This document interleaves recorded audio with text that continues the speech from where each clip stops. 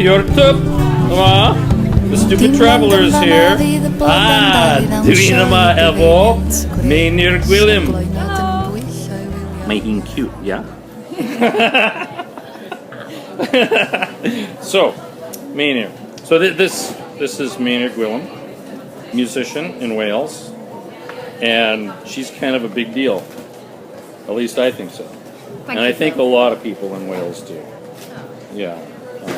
You seem to know everybody. When you start playing, people just stopped here in front of the tent. We're at the Future of the Language tent. Dyfodol i'r iaith. Yeah, Dyfodol i'r iaith, Future of the Language. And so, now, tell us a little bit about, you released some music in America a few years back. When was that? Yeah, that was in, that's a good question. That was in 2014. Yeah, okay. I went over to Los Angeles to the Eisteddfod there. Right. So St. David's Day Eisteddfod that they held. And that was a lot of fun. But to coincide with that, I released a sort of like a greatest hits album, because I've been singing and releasing stuff since 2002.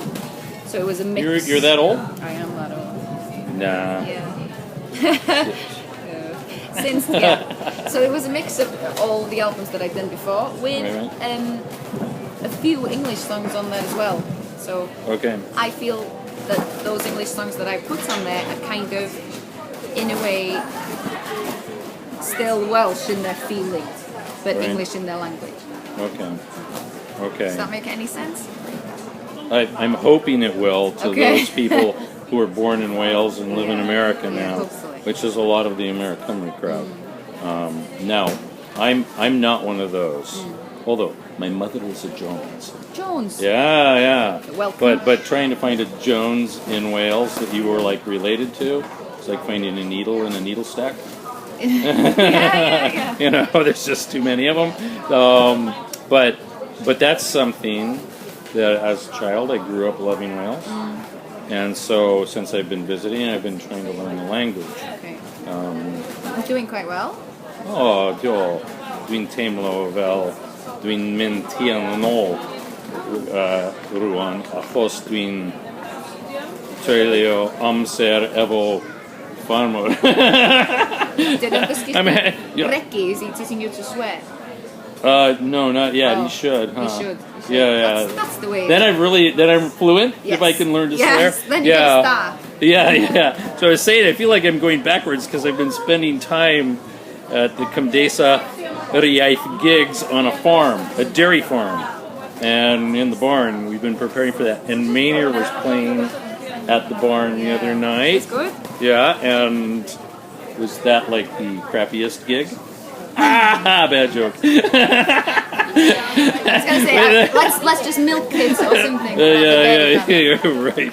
No, it was good. Yeah, nice gig. Yeah, and Genedlaethol are always working really hard as well, so it's nice to do a gig for them.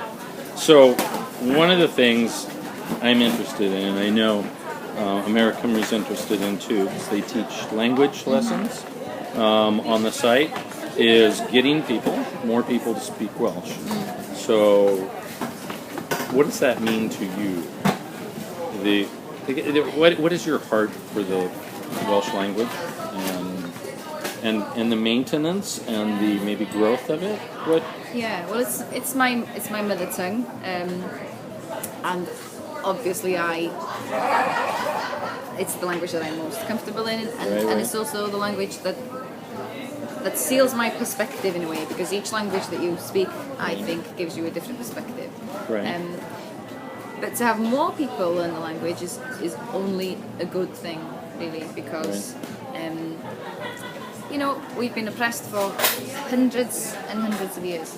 Right. And so you were beaten in school for speaking Welsh, even though it was your only language.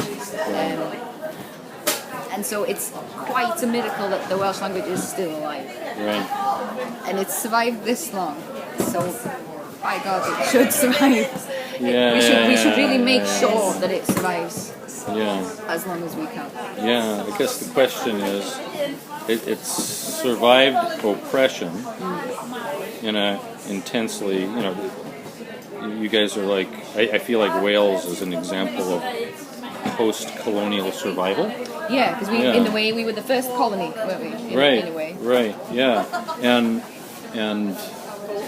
And yet there's the question, will it survive the aggression of capitalism? Yes. And the moving in of a dominant language. Yeah. That's 2 hours. It's amazing to me. 2 hours from London. You must be really stubborn people. Yeah, I suppose so.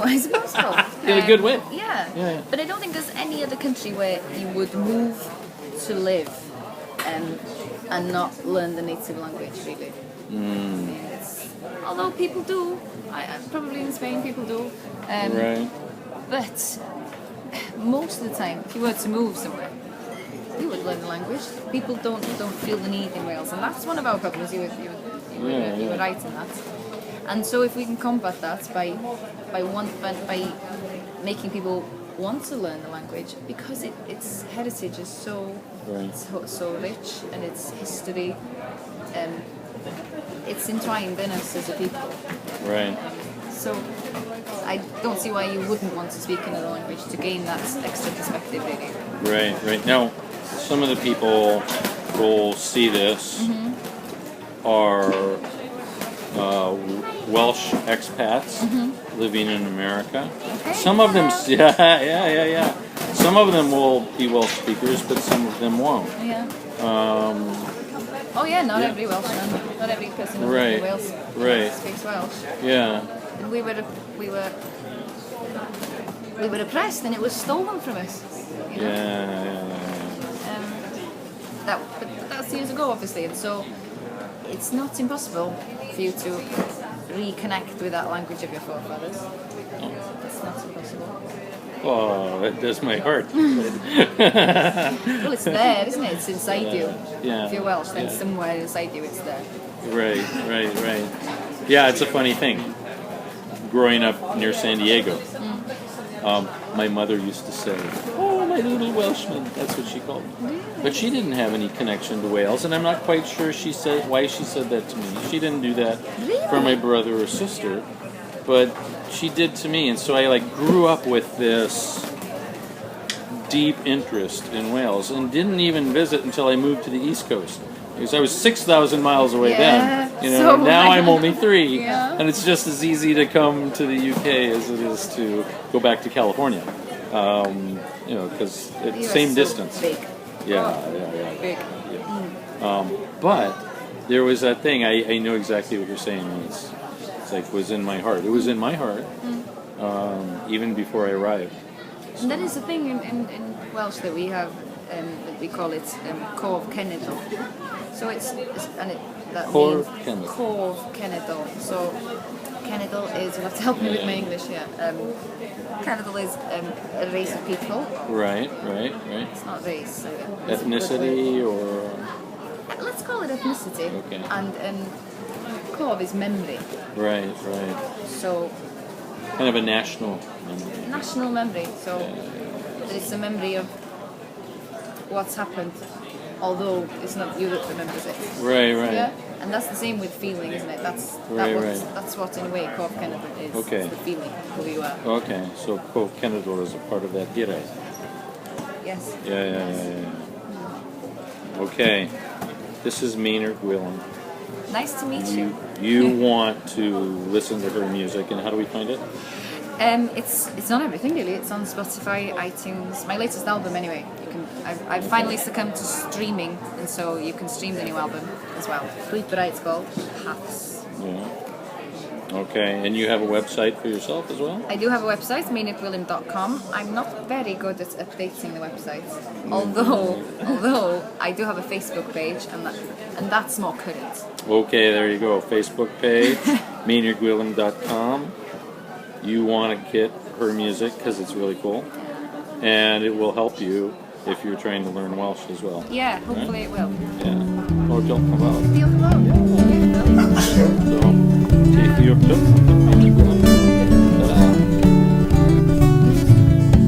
Dim ond yn fama fydd y bloda'n dal I ddawnsio I gyfeiliant y gwres a'r gloenod yn ymhwyllo I wylio'r machlud.